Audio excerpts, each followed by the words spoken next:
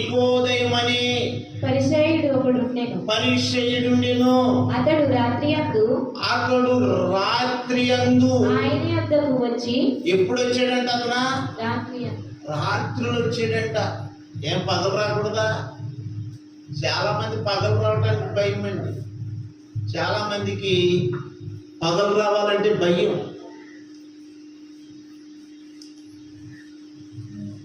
రాత్రులు వెళ్ళాడంట ప్రభు దగ్గరికి. వెళ్ళి యేసు ప్రభువు వారిని అడుగుతున్నాడంట. ఏమని? చదువమ్మా. బోధకుడా, నీవు దేవుని యొద్ద నుండి వచ్చిన బోధకుడు అని మేము ఎరుగుదుము. దేవుడు అతనికి ఏమన్నాడంటే చెప్పండి.